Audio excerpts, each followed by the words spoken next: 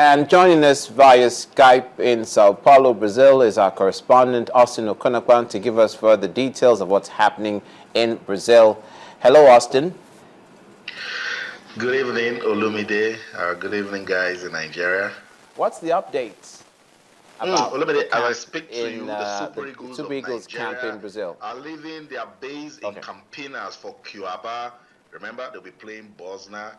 Bosnia is Herzegovina on Saturday. So they leave for Cuiabá today, do some light training tomorrow, and then get ready for that win or win encounter against Bosnia. I say win or win because that's how some members of the Super Eagles described that game.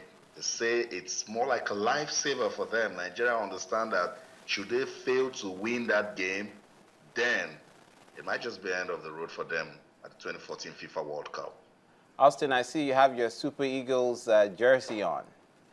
What was the mood or the spirit in the training camp, training exercise on Wednesday for the next match amongst the players? What's the team spirit? Team spirit is fantastic. I watched the guys train, and I will tell you that they are fired up. You see, they're quite disappointed. They can't explain what went wrong against Iran, and they want to correct it. But I think they need to calm down so they don't make mistakes, because anxiety can step in again.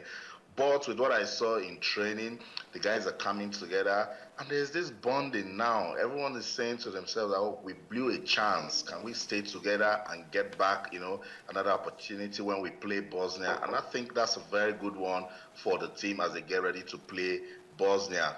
Again, I saw some of the guys in training, but sadly, there will not be Godfrey Obwabona. Remember, he injured his ankle in that first game, so he's been ruled out of the game against Bosnia. He sat out, watching his teammates play, and it wasn't a good one for him.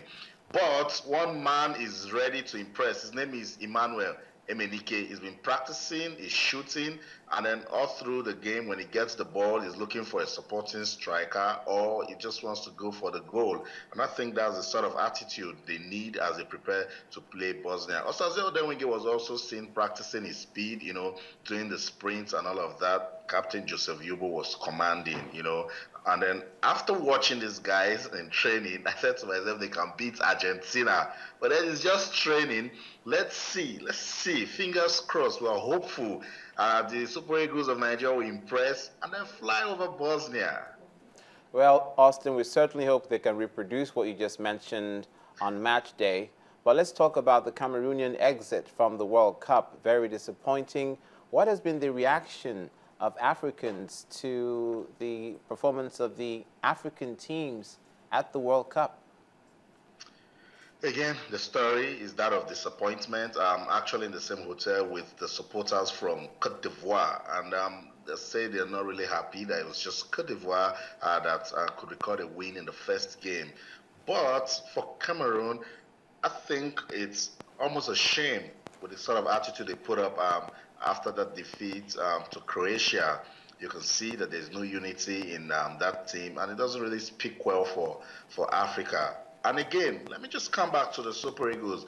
I threw that question to Onazi, and he says that with what they have seen, it means they need to go for that. Even Captain Joseph Yobo says it's not a good one for Cameroon to come out and then show that they're not united, and then so much rows here and there.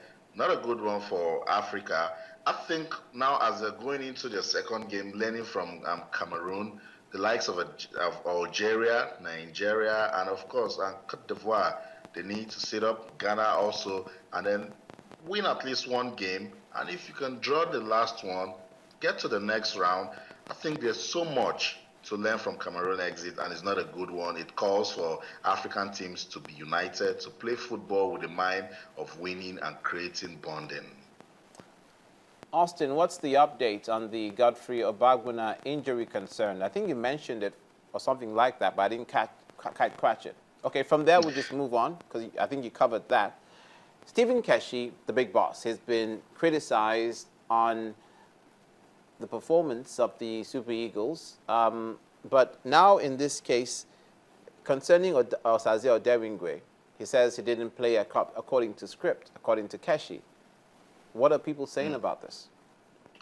You see, a lot of people are carried away. Osaze came into the game with about 20 minutes, 15 minutes to go, and then he was brought in to actually make an impact. You see, in football, Coach Stephen Keshi emphasized the need to have a rich substitutes bench. Yes, he kept Osaze on the bench. It's part of the game plan.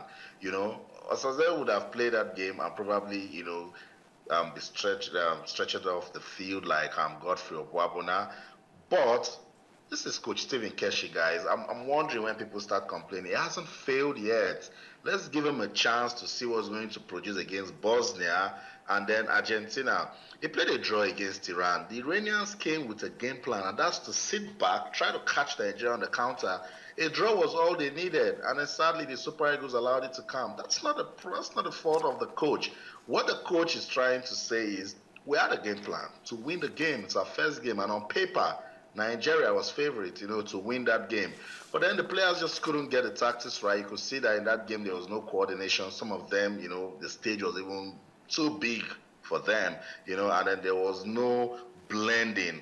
Talk about the midfield, some new players, came into it, even the defense line. But with time, let's watch them in the second game, see them in the third. Nigerians should be careful. This is the same man, Coach Stephen Keshi, that no one gave a chance. 2013 AFCON, and then he brought a surprise. It's not the World Cup now. Spain couldn't win again. They were current champions and they're out. Nigeria didn't lose the game against Iran. They drew the game. They have 1 point. Should they beat Bosnia? That's 4. And then, as I always say, I can't talk about the game against Argentina. I'm just saying whatever wants to happen. It's football. Anything can happen. Nigeria can win that game. Nigeria could, get a draw. Even if they lose the game with 4 points, they might still get to the next round. All Coach Stephen Keshi is saying is, let me do my job. All of these are just distractions, and I think he doesn't need it right now. However, Austin, even Keshi himself said that they had to win that match against Iran. But we'll leave it there. Thanks a lot, Austin. Thank you so much, Oluwide.